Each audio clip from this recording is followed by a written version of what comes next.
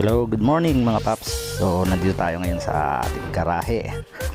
So gusto ko lang share sa inyo guys, no. Meron tayo ritong cellphone charger na nabili natin sa online. Yung nakakuha nating cellphone charger, hindi naman siya masyadong kamahalan. Di ko alam kung magkano yung presyo nito kasi matagal na to sa drawer namin sa bahay. Di ko alam kung magkano yung presyo, nakalimutan ko na. So 2 pieces siya. Yung isa di ko alam kung saan napunta. Bali ito. Ito. Dito nasira kasi siya guys, yung isa ito nasira, nahulog kasi, dalawa yan. So natin to, diskarga na natin. So hindi ko naman sinasabi na hindi matibay yon, so nasira lang talaga siya. So gusto ko lang sanang i-review sa inyo yung cellphone charger natin. So guys, kunin natin yung cellphone natin, pakita ko lang sa inyo. So itong features ng Gravis nga pala, additional to. Kumpara mo sa ibang mga motorsiklo na mga bagong labas. Ang alam ko Aerox merong ganito tsaka yung bagong NMAX meron na rin siyang power outlet. So ayan siya. So guys, paano nga ba gumagana to? Simply ilagay mo lang to rito. So ayan guys. Tapos mapapansin mo kapag yung susi mo nilagay mo sa, tinapat mo sa open, may ilaw siya. Yan, kung napapansin nyo may ilaw. So ibig sabihin gumagana siya kahit hindi umaandar yung motor natin. So try natin tanggalin mo natin, medyo masikip yan. So guys, may ilaw, so ibig sabihin indication na gumagana siya. So check natin. Diba nagcha-charge siya kahit hindi naka-on, nakalagay lang sa open yung susi. So umaandar yung ating charger.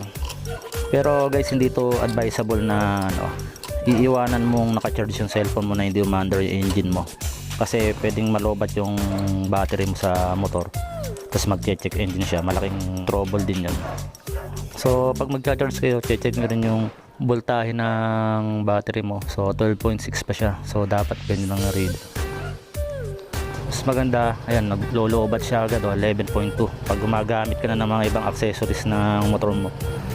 Ang reading ngayon ng battery natin pag umaandar yung makina 13.8, above 12 volts siya, pero mas magandang reading yan. Pero pag lumagpas siya ng 14 volts, kuwari nag 15 volts siya, hindi na maganda yung charger ng motor mo mismo.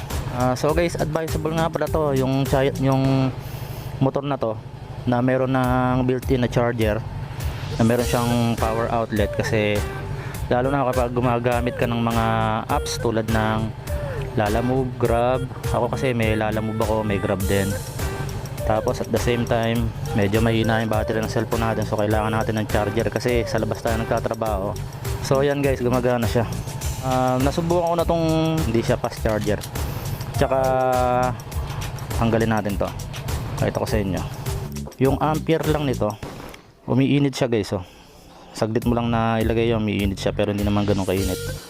So dalawa yung USB slot, isang 2.1 ampere at isang 1 ampere. Ibig sabihin sa 2.1 andun yung fast charging niya, yung nasa baba ay 1 ampere lang, so other accessories like camera. Pero hindi siya advisable na gamitin mo parehas kasi mag-a-add yan once na mag-charge ka ulit sa ibaba. So yung 2.1 ampere mo plus 1 ampere, bali gagana ay 3 amperes. So yung fuse natin dito sa motor natin, naka-reserve yung 5 amperes para sa power outlet ng ating motor. So hindi advisable na pagsabayin yung dalawang socket niya, kasi baka mahirapan yung fuse natin pumutok, baka magka-problema pa. So guys, yan lang, na-share ko lang sa inyo yung ating charger. Mura lang to, wala pa ata sa 200 to, nasa 150 lang o mas bababa. Tapos dalawa yung nabili ko, yung isa nasira na, nabagsak kasi. So gusto ko lang share sa inyo Tapos ulitin ko, pwede siyang mag-charge kahit naka-open lang. Itatapat mo yung susian mo sa open. So pag nilagay mo yan, may ilaw siya, may ilaw siyang kulay pula. Ayan. So tapos pag nilagay mo na, mas maganda pag ilalagay mo bago may saksak dun sa may motor, ilagay mo na to, kasi mahirap ilagay. Ayan, nag-charge siya kahit nakapatay ang makina. Pero hindi siya advisable na gamitin ng overnight para gawing charger yung motor mo kasi malolobat siya guys. Tignan mo yung reading, 12.7 yung battery natin. So okay pa yan, good reading pa yan.